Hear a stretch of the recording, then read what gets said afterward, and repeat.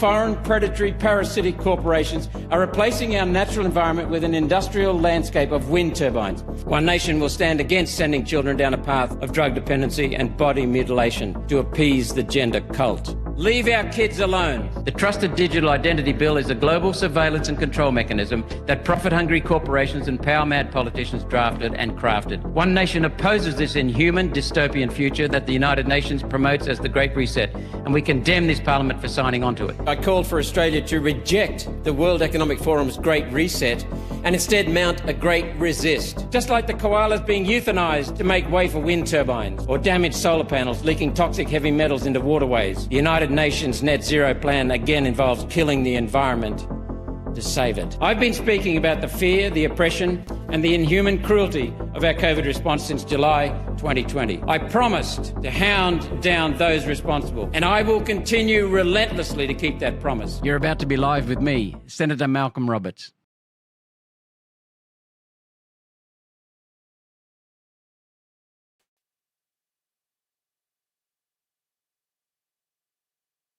The opposition party, the only party serving the Australian people. Let's go to the first thing that happened this week, and that was Sunday's awesome marches right around the country. March for Australia. Wasn't it fantastic? To those who went, thank you. To those who organised, thank you. Thank you for speaking up about Australia. Pauline and I and Senator Tyrone Whitten from WA, Western Australia, went to the Canberra March, and what a feeling that was. People were very surprised to see any politicians, and the three of us turned up. They swamped Pauline and me and Tyrone, but the welcome for Pauline was just phenomenal. They appreciate that she's been standing for this flag so proudly for 28 years in political life. Despite all of the things and the abuse that she's had, she's been standing for this flag. And what about your feelings at the protest? Look at the feelings, whether you're in Cairns or Noosa or Sunshine Coast or the Gold Coast or Brisbane or Sydney or Melbourne or Adelaide or Perth, wherever you were in the country. And if I've missed your city, that wasn't because I was trying to be comprehensive. There were so many protests around the country, so many marches actually, and it's significant. It was a march for Australia. So thank you so much to the organisers and for everyone who turned up. Canberra, I just can't see that Facebook comment. Thanks, Nick, but it wasn't us. It was the people of Australia that stood up. And we'll talk more about that in a little while. But the feeling in Canberra, you know, on the shores of Lake Burley-Griffin there, the people were surprised to see us, a politician actually turning up, not one, but three, including the politician, the only politician in the country that's known by her first name only. And the reception was phenomenal. I started my speech with the words, Aussie, Aussie, Aussie, and got oi, oi, oi, and that filtered all the way through. We marched up after a couple of words from me and then a couple of minutes and then a few minutes from Pauline. We then marched up Commonwealth Avenue to the lawns in front of Parliament House, and there we had more speeches and everyone got to have a say if they wanted to have a say. I want to thank the police for being there and the fact that there are no anti-protesters and demonstrators. But there were thousands of people in Canberra, and there were tens of thousands of people in the other capital cities around the country. My wife went with some friends to the Brisbane March, and she was very, very proud to be there. The tone, proud. The sea of flags, the sea of Aussie flags, some red flags, but mostly blue flags. Fantastic. It was just so fantastic, so special to be there. I could feel the goosebumps, and it really gave me a sense of pride again, because our country is not heading in the right direction, and people are very, very worried. It was not a march or a protest against migrants. It was a march to restore our country, a march for Australia. People are very concerned about mass immigration. Mass immigration. I'll say it again, mass immigration. And they're very concerned about the impact on housing, infrastructure, and culture. We are literally losing our country. So the other thing is that the quality of people coming in recent years has not been through people who are adding to the economy and contributing to the economy. There has been some like that, but so many people coming here for welfare, coming here for getting into the PBS system and sending medication home to their families, sending income home to their families. There are 75,000 people here who are illegally breaching their resident visas. We want to deport them. There are 100,000 or more students who are here as part of a scheme just to get a job and send the money home. We export $11 billion from students alone in wages that are sent back to their families overseas. Some students bring their families here with them, which means even more beds lost to Aussies. But what a proud event it was. And the people are determined. I think this is going to happen again and again and again. It was about people losing our country and wanting it back. So I might put excerpts of my speech up later. One really negative thing from the march, and that was our Department of Defence. The top brass at that Department of Defence put out a notice saying to all Australian Defence Force members, do not march, not even in civilian clothes, not even on a personal basis. Do not march. The ADF relies upon our soldiers, our airmen, our naval seamen to fight, go into battle with their lives at risk for the flag, under the flag. But they can't be associated with the flag here in this country. The Defence top brass has a lot to answer for, and we'll keep holding them accountable. This is disgraceful. But let's stick to the positives. What a wonderful event Sunday was. Wherever you were around the country, wonderful event. Thank you so much. Speaking of flags, I felt very embarrassed, not embarrassed, ashamed of the Senate during the week. Monday through Tuesday through Wednesday, we were talking about the flag at various times, and Pauline had a motion of urgency, a matter of urgency, on the 3rd of September, which was Wednesday. So she said, this is her matter of urgency. What happens with a matter of urgency is that you get to vote on a motion that is put, and I'll read that motion in a minute. You get to vote on that, and the motion is put. We get 5 minutes each, sometimes 2 minutes, sometimes 3 minutes, and we take 30 minutes and then vote. So here's what happened. Pauline's motion, and this is to give time to parties. We take it in turns to have matters of public importance, matters of urgency. We take it in turns. It's our speaking time, One Nation speaking time. This is what we said. Pauline's motion. The need for the Senate to take immediate action to make it an offence to willfully burn or desecrate the Australian national flag. To burn or desecrate the Australian national flag. You got any videos on that? It's coming. Now, the Labor Party and the Greens, through a Labor Party minister of the government, amended that motion to omit all the words after the following is a matter of urgency. So they basically hijacked, stole, corrupted our motion and replaced it with theirs. It's only been done once before ever in the history of the Senate, as far as we know. So what they said was, the following is a matter of urgency. The need for the Senate to recognise that Australia is a nation that welcomes different races, religions and views, and today is home to the oldest continuous culture on the planet, and to people from more than 300 ancestries. The Australian national flag and the other national flags, the Aboriginal and Torres Strait Islander flags, represent our shared values and our rich history, and any actions to desecrate these flags should be condemned. The other national flags, meaning the Aboriginal and Torres Strait Islander flags. I did a Google search and I asked Google AI, was the Aboriginal flag adopted as a national flag? The answer is no. The Aboriginal flag was not adopted as the primary national flag, but it was proclaimed as an official flag of Australia in 1995. The government is ignorant of the national flag, the national flag. The government proclaims other flags that are national flags that are not national flags. Yes, it is disgraceful, Ricky. Thank you for that. And Pauline and Nampijinpa Price, both senators, were prevented from wearing the flag in the chamber. They both tried to wear the flag in the chamber proudly, and they were prevented. There's a ruling to come on that. So Pauline tested that and then let it go. I mean, there she is. Beautiful picture. So that's what the Labor Party says, that the Aboriginal flag and Torres Strait Islander flags are national flags. How can the Aboriginal flag be a national flag when it covers only the mainland of Australia? And the Torres Strait Islander flag only covers the Torres Strait Islands. How can they be national? They're not proclaimed as the national flag of Australia. So that's what the Labor government says. And then it takes our motion, Pauline's motion, and corrupts it to talk about the oldest continuous culture in the world and all the rest of that rubbish. It might be the oldest culture in the world, but that was not the intent of Pauline's motion. They can do that somewhere else. Okay, let's move on.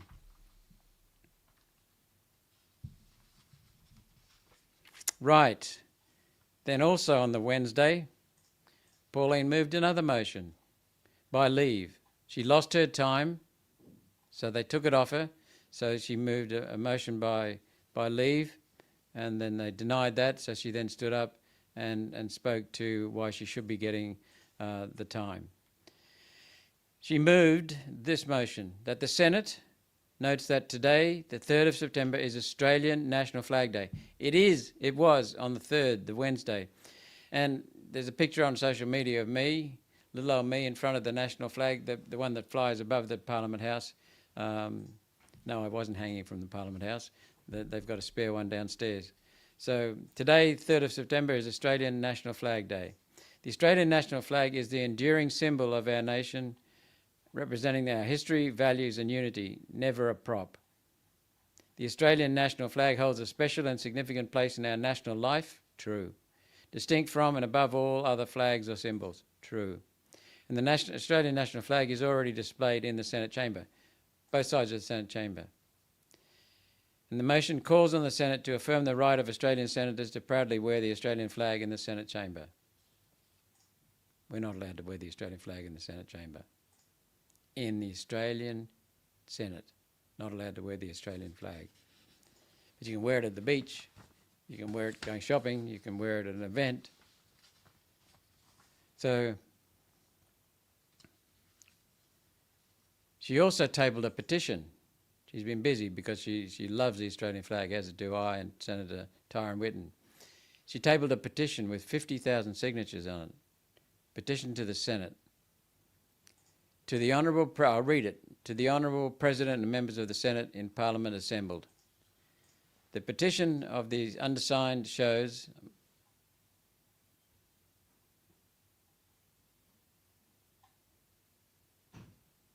that the Australian national flag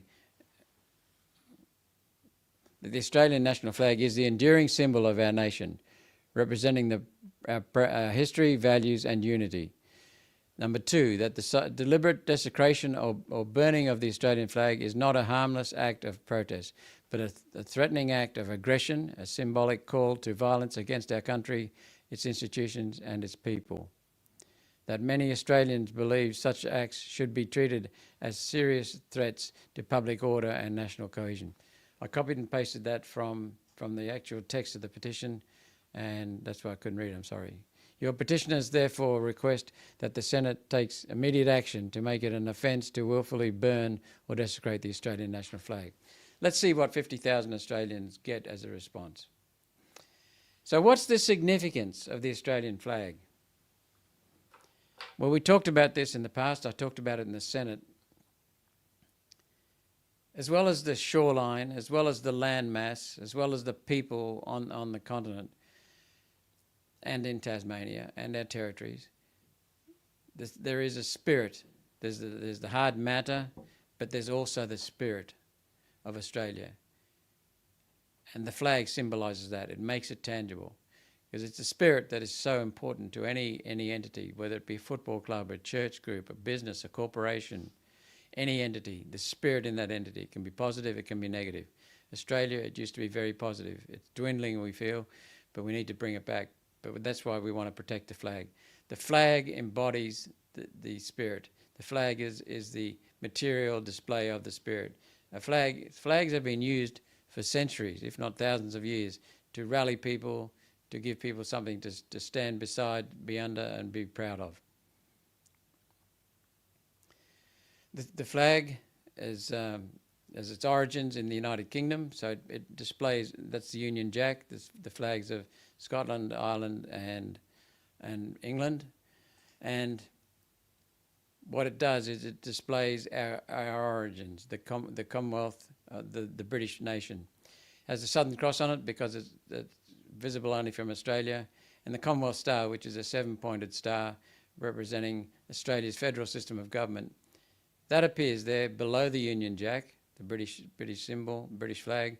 It has 7 points, which symbolise the 6 Australian states, with a 7-point added in 1908 to recognise Australian territories. One nation defends the flag, and it is the People's Party.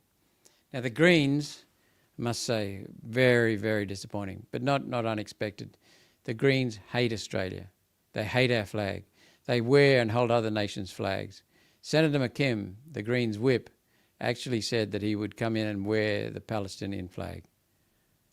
He's a senator for Tasmania, a senator for Australia in the Australian Federal Senate.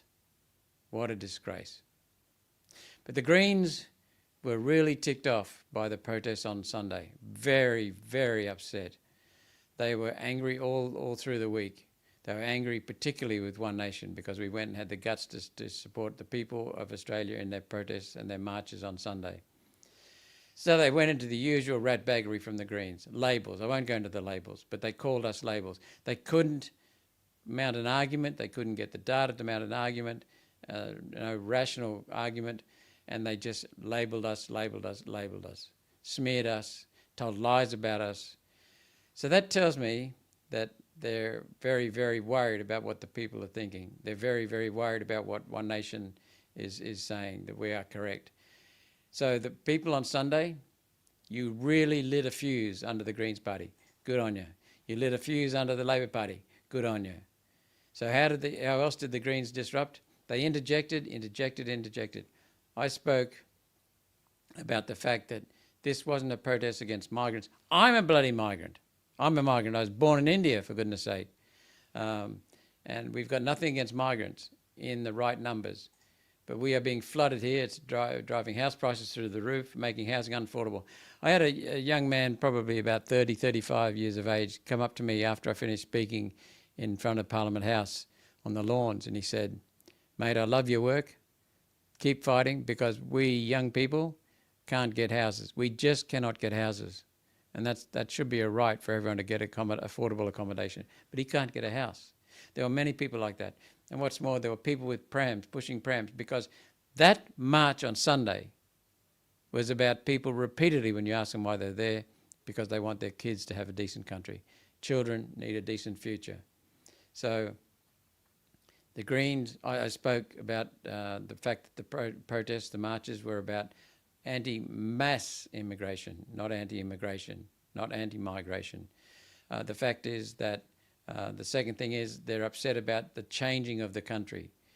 Instead of bringing in hard-working people who will contribute immediately to the economy, they're bringing in some people who are taking from the country immediately, putting straight on welfare, taking PBS, pharmaceutical benefits scheme, medications, and mailing them home, coming here, earning on a student visa to earn income, to earn money, and that's understandable. But they come here under false pretenses and then ship the money home. Last year from students, $11 billion went overseas. Doesn't stay in the country. So then the Greens were interjecting the whole way through. And what I do, I'm pretty short, so I'm close to the microphone, so I just raise my voice and keep speaking. I don't deny them I don't give them the pleasure of interrupting me. But then when that failed, and they did this repeatedly, 3 of them in particular, Sarah Hanson-Young most notably, and then the 3 of them, when that failed, the 3 of them got together and had a loud conversation. So I stopped, and they turned around, and I said, "Do you want me to continue when you finish your conversation?" And the Senate President, acting Deputy President, interjected and asked them to be quiet. And as he said that, I asked them what were they trying to do, and she said, Sarah Hanson-Young said, "Just trying to stop you speaking." So there they are, the Greens. They're above the law. Their arrogance is incredibly big. and they're trying to stop a duly elected senator who's got a right to speak in his turn. They're trying to stop it. The Greens are not about democracy, they're about control. But always beneath control, there is fear. And the Greens are filled with hate for us for supporting the people on Sunday, for supporting the people's flag on Sunday right through to Wednesday and Flag Day. So, and it's pleased to see that the Nationals were copying us on the flag, copying us on net zero, they're copying us on many things. So One Nation is already dragging some of the supposed conservatives back to the freedom side of politics and back to sensible policies. Now, there's another agenda behind what's going on here. Have you noticed that the media is repeatedly, and some politicians are repeatedly saying, misinformation and disinformation bill needs to be brought forward? They're using the misinformation, they're using the march to justify bringing in a misinformation and disinformation bill. That One Nation, combined with the people, stopped twice. Not once, twice. So here's Jackie Lampy, both before and after the march, has been fronting the press, attempting to use the rise of patriotic sentiments, national sentiments, Australian sentiments, online as a reason to bring back the misinformation and disinformation bill. Can you believe that? She has been joined by other politicians who voice concern. They believe that censoring social media will protect Australia from division. Censorship will protect Australia from division. That is the exact opposite of what censorship does. It promotes division, it promotes uncertainty, it promotes fear. The best way to counter misinformation and disinformation is free speech, open debate, and let the people decide. That's what happens. Yeah, exactly. Wow. In this case, Jackie Lampy has blamed the anti-mass migration sentiment. Well, she got that right. It's about mass migration. The anti-mass migration sentiment on social media. Blamed on social media. Not government policies for the last 20 years since John Howard first brought in mass migration. Not policies, not politicians, but blamed social media rather than the real world experience and concerns of concerns of Australians, the feelings of Australians. People are deeply upset in this country. We are losing our country because the third behind the number of migrants, the quality of migrants, the third is the smashing of cohesion, culture, unity across the country. So Jackie Lampy said, social media companies need to be reined in. They need to be regulated. To protect against free speech, to protect against Australians. Ronan says, I love my country. Would that be mis or disinformation? Well, if you're the Greens, that would be a lie, because no one can love Australia according to the Greens. Jackie Lampy also told people about plans to build 10,000 homes, 10,000 in their quiet suburbs. So I'll tell you where the NIMBYs can go. They can go and get stuffed, mate. Can you believe that? What a thing to say to Australians watching their homes torn apart thanks to migration policies they have no control over. Look, the number one duty the government has three roles: protect life, protect property, protect freedom. The number one duty is to protect the people of this country, to look after the people of this country. Mass migration is hurting the people of this country. It is really severely hurting the people of the country. It's also hurting migrants, because especially migrants who've been here for a while, because they're suffering lower wages, loss of houses. We have people in this country who've been recent migrants, arrived here, been allocated housing, they've now been kicked out of that housing for the newer migrants. This is how insane this is getting.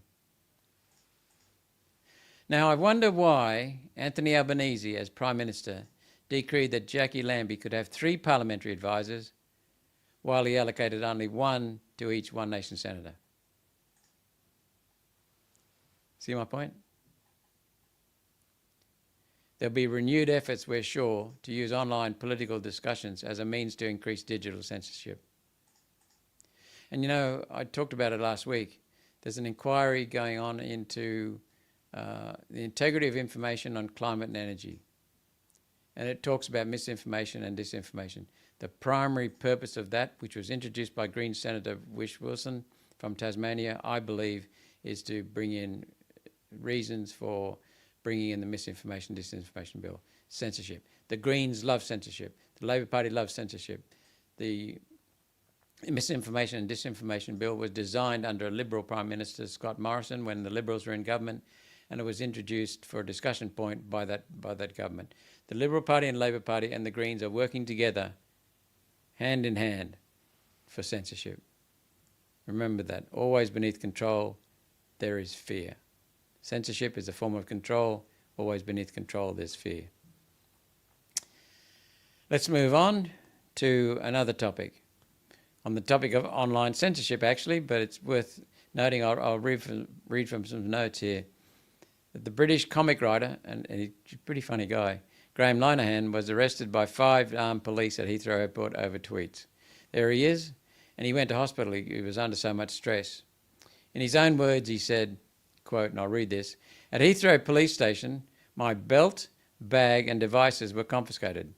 Then I was shown into a small green-tiled cell with a bunk, a silver toilet in the corner, and a message from Crime Stoppers on the ceiling next to a concave mirror that was presumably there to make you reflect on your life choices." These are his words.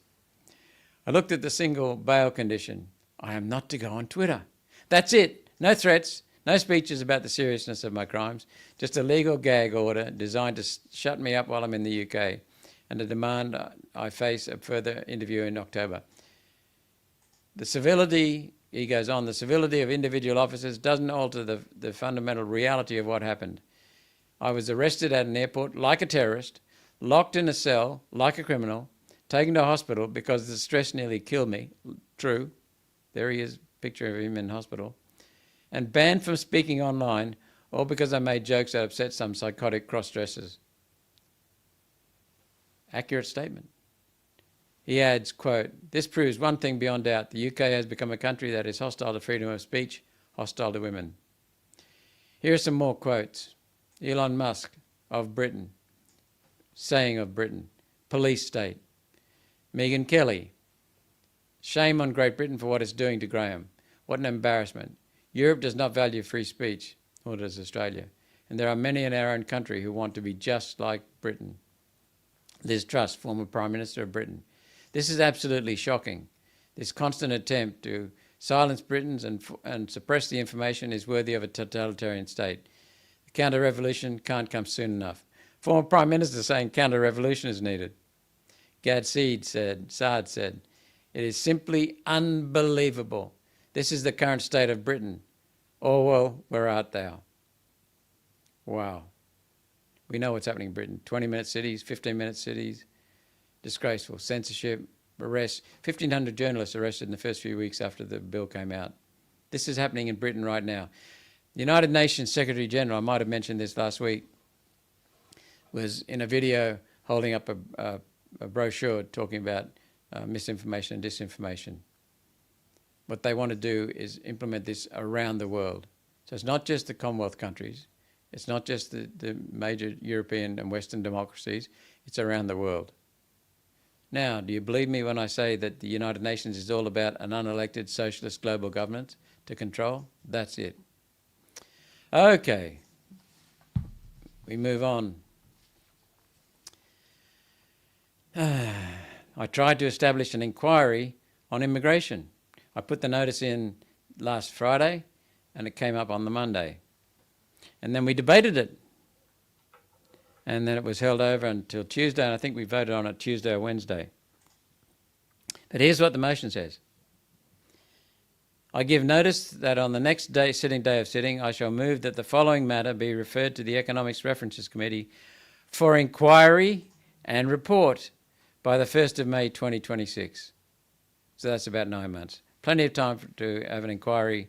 And the topic of the inquiry is the impact of high immigration levels on the Australian economy, with particular reference to, you'll notice these are all economic matters, home prices, rental prices, and rental vacancy rates. Let's see if the people are right. We know they're right. Secondly, the wage price index. Thirdly, the inflation rate. Fourthly, labour productivity growth. And fifthly, Accuracy of government projections on immigration numbers. We know they're bloody hopeless, but let's get the data out in the open. Oh, and any other related matters. Now, the Greens, the Labor Party, the Liberals, they can all bring in their witnesses and experts and put the data, and let's see what happens. And if it says mass immigration is great for the people of Australia and great for individuals, so be it. We'll stop talking about it. But if it says the other, are they going to change their policies? That's why they're so scared of simply having an inquiry. They can't even allow an inquiry. Greens and Labor voted it down. The Liberals tried to amend it. So whereas we had the impact of high immigration levels on the Australian economy, the Liberal Party wanted to make it into the impact of the failed immigration policies of the Albanese Labor government on the Australian economy. So it's all about pinning blame, not getting to the truth. I'll say it again, I've said it many times. Mass immigration, a big Australia policy, was introduced by John Howard's Liberal National Party government between 1996 and 2007. A failed government that was. But there you go. Neither of them are interested, not the Greens, Labor coalition, Communist coalition, nor the Liberal Party, are interested in what the people want to say, what the people are telling us. The people are shouting it in their tens of thousands. So they don't want the immigration, they voted against it. The Liberal Party voted for it, but the Greens and Labor voted against it. So that's it. We'll keep going though, we'll get them eventually.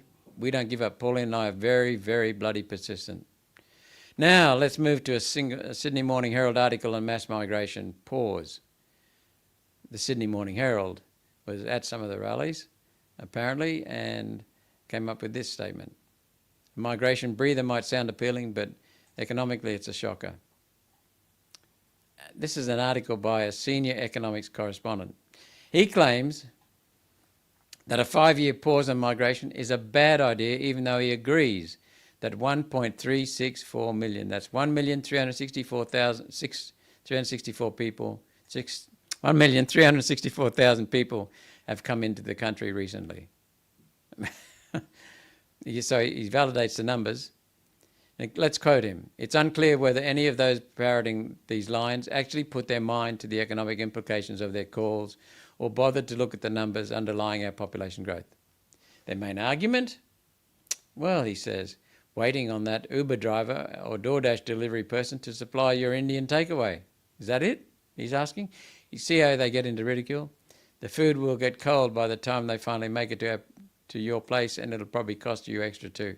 See, this is not news reporting. This is opinion, and it's sarcasm. What Australians online saying though? They're prepared to live without Uber Eats if it means their kids can find a home and raise a family. That's a small price to pay. Mass migration hurts Aussies and migrants, especially earlier migrants, which I've already discussed.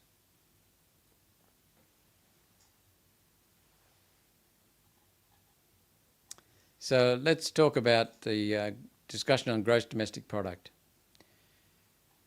The real measure of a recession is when gross domestic product per person falls.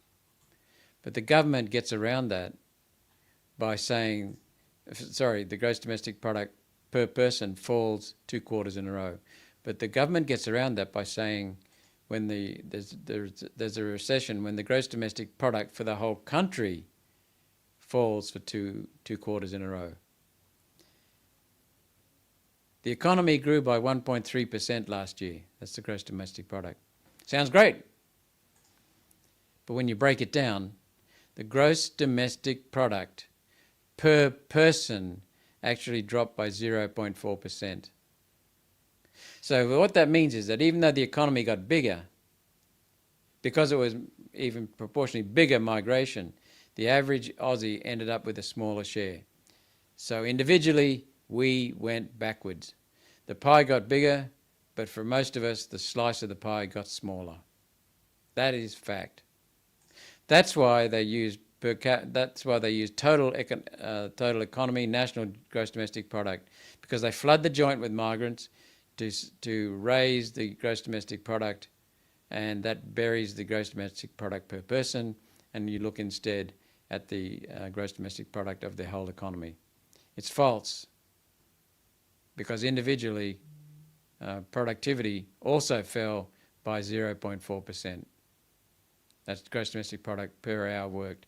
So productivity is falling. Productivity is absolutely essential. Rising productivity is absolutely essential for economic improvement, for wealth, and for prosperity, and for wages to increase. When people are more productive, that's largely through matters beyond their control, like in infrastructure, investment, then the employers can afford to pay more to people. So what it means is that we're working more, but getting less out of it. If economic growth is driven solely by population increase while individual productivity declines, then we're not progressing.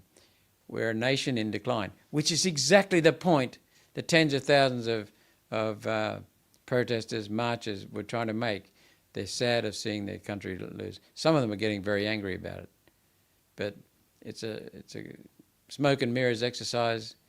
Real per person gross domestic product is falling, productivity is falling, we're falling backwards.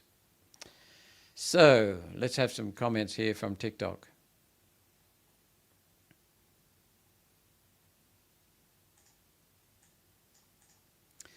Thanks all the young workers for following online. I hear your voices, your struggle, your concerns. Labor has abandoned you, the Greens have abandoned you, we won't abandon you. We're here for you, the young people of Australia. You're the people who are hurt the most because housing is getting out of affordable range. So here are some of your comments. It's a slap in the face, quote, it's a slap in the face to every tradie and construction company, sole trader trying to make ends meet. Too right. The past 2 years have been the toughest of my life. Work in construction dried up and I was sidelined for 3/4 of the year as foreign labour undercut the market as a fraction of the cost. It's exactly what we've been saying ever since we started this debate on housing and immigration 4 years ago. It suppresses wage growth. Another comment. Labor is going to absolutely burn their base if they go ahead with this plan.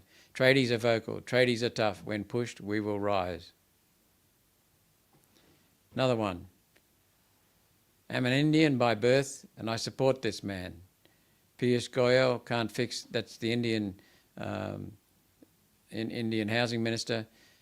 Piyush Goyal can't fix internal homeland issues and is trying to fix the developed nation's problems. Mr Albanese needs to give Australians a chance to fix their internal problems. What's happening, it's been reported, and the Labor Party has not denied it, that the Labor Party government is in discussions, negotiations with the Indian minister Piyush Goyal about importing 200,000 workers from India. I'll say it again, 200,000 workers from India to build houses for Australia. I talked about this in a speech in the Senate this week, with a loan for $500 billion, $500 billion, from the United Arab Emirates. What could possibly go wrong? Where are these 200,000 people going to be housed? Are the first houses they build going to be for them? Good luck getting anyone to leave once they've got a house, because there are 2 million people homeless in India. 2 million. Children, elderly, women, the violence, the disease. Yes, WTF, Greg Buchanan, 200,000 coming in. And the government has not denied this. The government has not denied this. And when a government doesn't deny it, you can bet it's coming. Albanese ignores more comments. Albanese ignores all the normal, hard-working people of this country. Labor used to be the party of the worker. That is absolute crap. Now it does not apply. Labor is the party of the union boss, the power brokers, and the major corporations. One of the main beneficiaries will be a halving in tax paid by BlackRock Inc. BlackRock Inc. is my new term for BlackRock, Vanguard, State Street, First State, and the other international global wealth funds who have interlocking ownerships, and they're one massive conglomerate. They own so much of the world, the vast majority of the world, and they want to own the whole world. So another comment. It's so hard to watch how bad Australia is getting, and so scary to think that what our kids will need to go through. That's exactly the point that people were making on Sunday, the marchers were making on Sunday. Another quote. Australia needs to learn from the mistakes of Europe. These are from people on TikTok, young people on TikTok. Australian people are getting squeezed out by foreign contractors, quietly fired until they leave. There are people talking of leaving Australia. Rather than leave, please stay and help us get it back, restore our country. Another quote, importing labour is to build homes, taking jobs away from Australians. What a sick Labor government we have. We have got not just a Labor government, we've got a Labor Greens government, and the Greens and Labor between them don't need any crossbenchers, any small parties to get a majority in the Senate. So with a government with a very large majority in the lower house, they can do up their bills, but when they do their bills, they have to allow to get it through the Senate, which means bribing the Greens. So when we got our staffing cut in half, One Nation and Ralph Babette, when we got our staffing cut in half and the other crossbench senators kept their staffing intact, then what they have to do is make sure they bribe the Greens. The Greens got an $800,000 spent on refurbishing a room to make it a party room for the Greens. This is what goes on in our parliament under Labor government. Labor Greens are effectively governing this country. Sorry, Labor Greens are pretending to govern this country. They're wrecking the joint. Speaking of wrecking the joint, let's move to the topic of biological sex. It's very important headline there. One Nation commits to women's rights. Pauline introduced yet again a bill to protect women and women's safe spaces. What she wants to do is get biological sex back into official documents. It's not what gender you choose, what gender you subscribe to, what gender you identify with, what gender you feel with. It's about biological sex on official documents.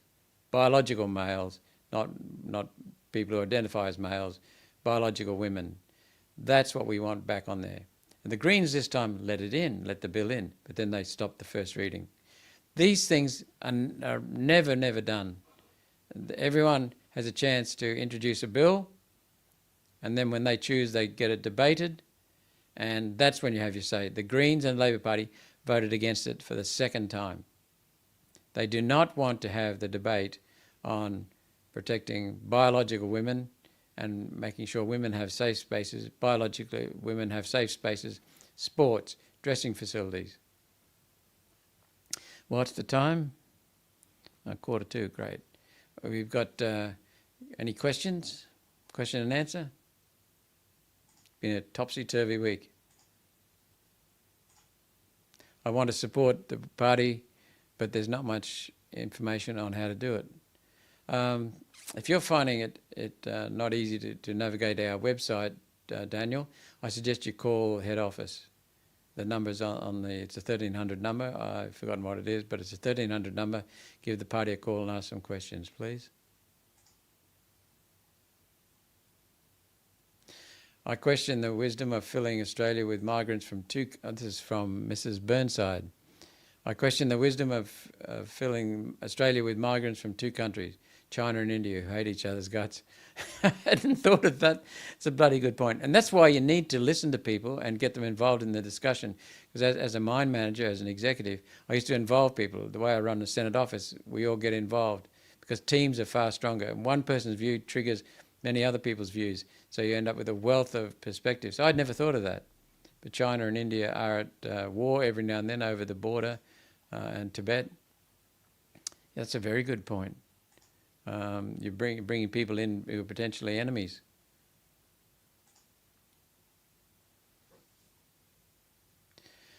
Cathay. Senator Roberts, what has to be done to get a vote of no confidence? Have to vote more One Nation people into the Senate and more One Nation people into the lower house, the House of Representatives. It's that simple. It's a matter of numbers. I can move a motion of no confidence in the government. The Greens and Labor just get together and swamp the vote, and they get 39 out of 76. They get the majority, and they defeat it. It's that simple. So the only way you can get a motion of no confidence is to have sufficient numbers, and then get the Liberals to join or the Greens to join if it's bad enough. But they're protecting each other, Labor and Greens, so they won't vote for it. So nothing can be done, essentially, unless the people express themselves to their local members. Labor and Liberal and Greens and One Nation and the crossbenchers, to express their lack of confidence, their disgust in the government. That's the best way to do it now. It's up to the people. They've made their decision just 4 months ago in May the 3rd. That was it. So you've got it now for 3 years, unless the people stand up. Gina says, Albo is always flying out of the country. Is he leading a double life that we are not aware of? I'll leave that to you, Gina. He certainly seems to like flying. But he can't get a meeting with Trump. And Kat says, why can't we at least get those overstaying their visas out? That's exactly what we've been saying. 75,000 people in breach of their visas. One Nation policy says deport them immediately. Deport the lot immediately. Students who are in breach of their visas and who are here primarily and abusing their visas for studying, they should be deported as well. That would free up 175,000 beds. What's that? 2.5 in 175, about 80,000 homes. 80,000 homes freed up.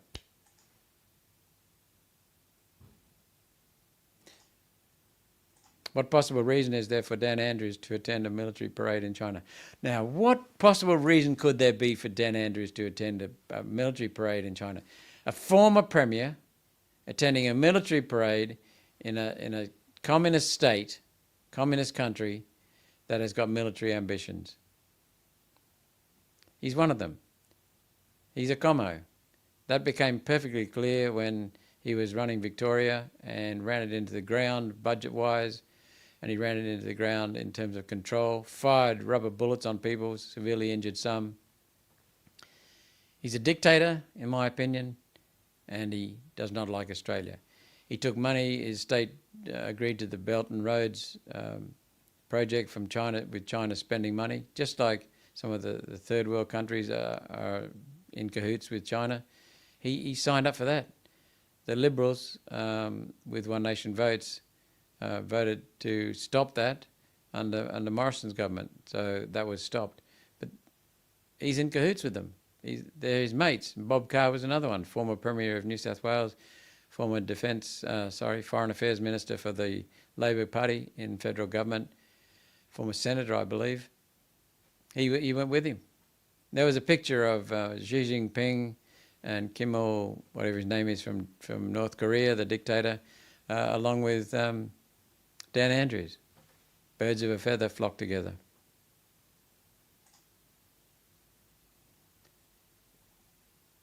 Oh, Wade. G'day, mate. A big thanks for doing an interview with Billboard Battalion. Great to see One Nation double your senators last election. Thanks, Malcolm and Tyron Witten.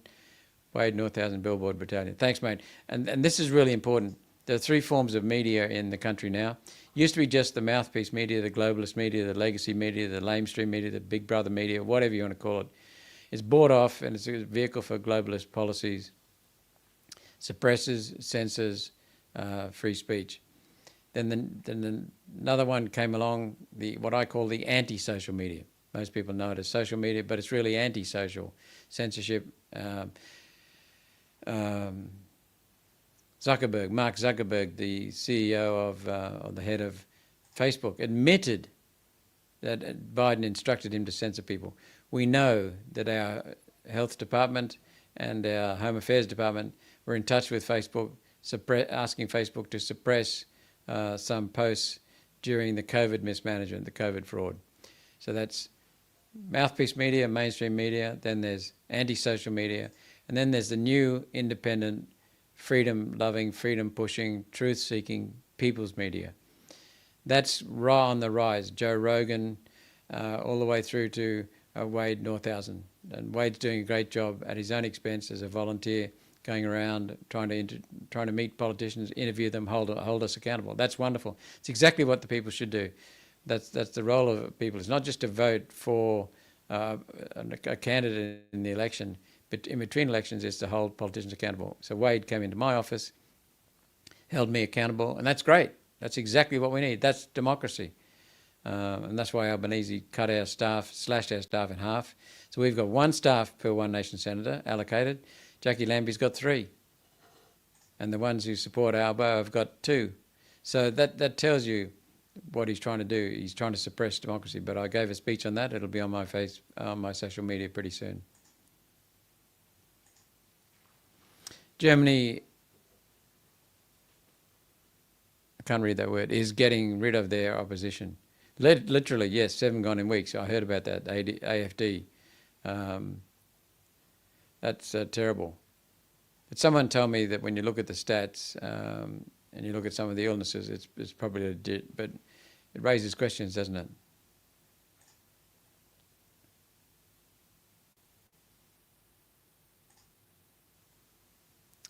Thomas Johnson says, what other party should we vote to be in the Senate who generally side with common sense One Nation's policies? Family First has policies that are family friendly, which are One Nation's policies. Libertarians in some areas are in support of freedom, which is One Nation leading the way on freedom, but the Libertarians want open borders. Do you think of any others? No. No.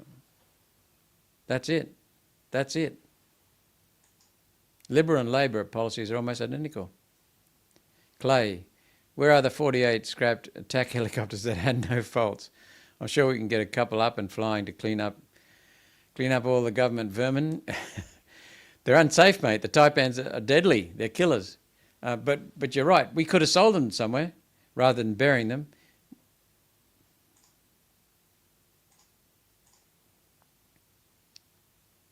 I agree. NDS needs railing in. It certainly does. Look, this is what happens when you've got Labor, Liberal governments. Julia Gillard was Prime Minister in around 2010-11. She wanted to win the 2010 election, and so she came up with the Gonski Review and report on education, brought in something half-assed there, not prepared. That's leaving us with NAPLAN and all the rest of it that's crumbling around our areas now, dragging our education down. But she also brought in the NDIS. They had done no policy work, no research, no numbers, no cost-benefit analysis, no business case. They just introduced it as a thought bubble. No preparation, just introduced the NDIS. The Liberals came in 2013 and said, what have we got here? What a mess. And so the Liberals had to crack down. Because there was no real framework for the NDIS policy, it was an orphan, hopelessly mismanaged, hopelessly disorganised. The Liberals cracked down too much in places, so people who deserved NDIS didn't get it, and people who were getting it didn't deserve it. And Labor's come in and made it even worse, and now we've got $50 billion. I think it's the second or third largest line item in the budget, and it's heading for $90 billion. It'll be the largest single line item on the budget because it was brought in just to win votes. And that repeatedly pisses me right off because the government does not make decisions based on data. Liberal Party, Labor Party, Nationals, they make decisions based on looking after their mates, their vested interests, getting media headlines, getting emotions. They want to look good, not do good. So they promise you the world. Some of the crossbench senators are the same. They promise you everything, but they don't realise you've got to pay for it. The taxpayer's got to pay for it.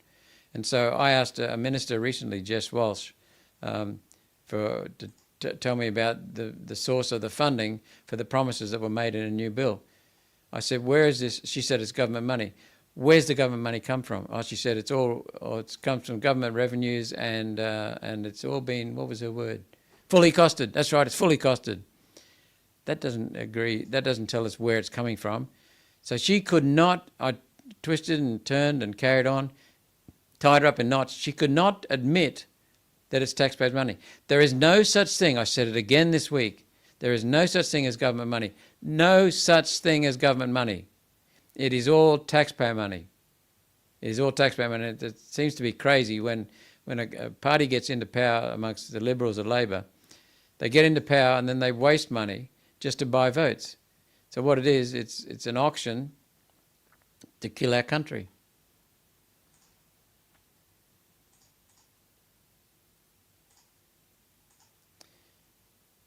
Is Albanese hinting at another referendum? I don't think he'll have another referendum, do you, Lancelot? He's been told well and truly by the people of Australia what he can do with his referendum. And it's significant. There's another piece of information from that.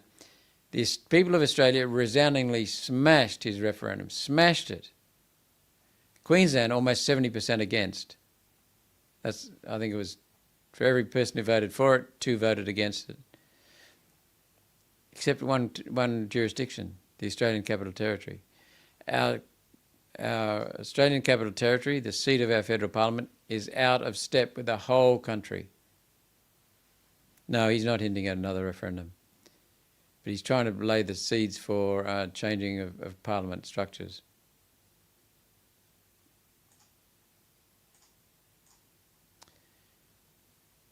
How do we get the resources companies? Before we get on to this point, Matt Barry is worth looking up on YouTube. He's very, very good.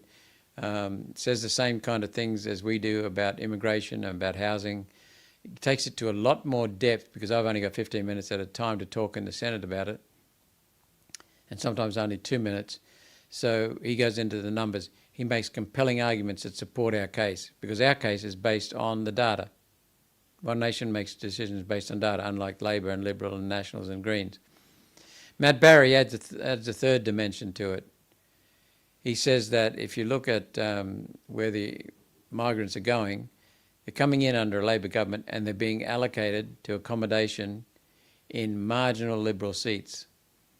That's a very clever ploy. What they're wanting to do is use migrants who vote mainly Labor to turn Liberal seats into entrenched Labor seats. This is about controlling democracy, which means stopping democracy. So, Kat, how do we get the resources company to pay fair taxes to relieve the burden on taxpayers? Pauline has been asking for that since 1996. I've been asking for it. What we need to do, we need to remember that in 1953, the Liberals brought in the Double Taxation Act, something like that, in the federal parliament to make it so that most foreign-owned multinationals do not have to pay company tax. So you pay income tax, your family pays income tax, foreign-owned multinationals, many of them do not have to pay company tax, the equivalent. They come in here, use our resources, use our, some export our gas, our coal, but they use other resources like the people who are educated, like the police, like the security forces, like the defence forces, like our roads, our infrastructure, our water, our rail, ports. They don't pay any tax. No company tax. That means 2 things. They're ripping us off and they're getting huge profits, but it means who then has to pay for their share of running the country? The families in Australia and individuals in Australia. That's it, the individual taxpayer. So what we've been doing is pushing the case for their fair share of tax, raising royalties, maybe even getting some royalties for gas, and also leaving some of the gas, reserving some of the gas, 15% of the gas, for domestic use. Instead, we've now got a gas import terminal being built in Victoria to import gas. We have the highest gas prices in the world. We have amongst the highest electricity prices in the world because we can't use our coal here. This is insane. So people need to wake up and hold politicians accountable and get behind people like Wade who are trying to do that. But we've got the policies to actually get the foreign multinationals pay their taxes.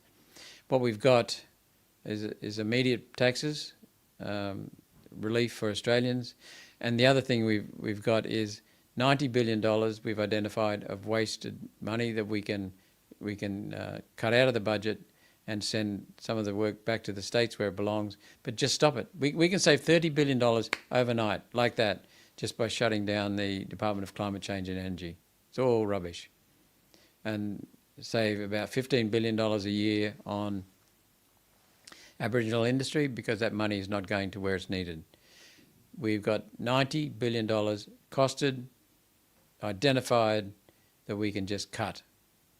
So it's not just about increasing taxes on multinationals, it's about cutting spending in this country, stopping the waste. Anyway, I'll leave it at that. That's the weekly wrap-up from the only opposition party, the sensible party, sensible senator, the only party serving the Australian people. Enjoy your weekend. I'll leave you with a short video. Those who would advocate for burning our flag should understand that same flag is not only in this chamber, it flies proudly over our heads. I wonder if those who oppose this motion against burning our flag would themselves take these flags and burn them. I spoke in defence of the Australian flag in this chamber in July 2021. My words then are, if anything, even more relevant today. The architect of our Parliament House, Ronaldo Gurgola, gave the Australian flag pride of place in his design, a flag the size of a double-decker bus, atop an 80-metre flagpole with supports that bring together the House of Representatives and the Senate. Now our flag unites us. The symbolism is clear. The Senate and the House of Representatives hold up our flag, not the other way around. Any person who comes into this place who does not then look up and feel awestruck with where we work and with the responsibility we have as senators has no place being here. Anyone who does not look on this flag with pride has no place in this chamber. You are not the senators for Palestine or China or India. You are not ambassadors for radical Islam, nor for BlackRock Inc. Never in the history of this beautiful country of ours has government policy so comprehensively abandoned those we represent in favour of those we do not represent. The Australian flag takes pride of place in this chamber, so we are reminded every day that we represent every state and every person who lives under the Southern Cross. We are directed to remember those who were here first, and the millions who have come since. Immigrants who have come to this beautiful country of ours to make a better life for themselves, and to lift up Australians in the process, including the Italian-born architect of this Parliament House. Senator Nampijinpa Price today reminded all Australians of the way in which the Southern Cross is reflected in Aboriginal folklore. This flag represents everyone, those who walked in peace on Sunday, celebrating community and the love we share for our flag and country are the ones displaying social cohesion. We accepted, we let alone those who attended the rally to display their hatred for our beautiful country, who shouted down, abused, intimidated and bullied anyone whose opinions frightened them. Social cohesion is accepting different ideas, not bludgeoning them to death. It said, those who cannot remember the past are doomed to repeat it. We don't need to look back far to see the last time the left lost their minds, their humanity and their national pride. We have seen the same happen in China, Vietnam, Venezuela and the Soviet Union and Nazi Germany. We will not be divided and destroyed as those countries were. We have one flag, we are one community, we are one nation, and we are taking our country back.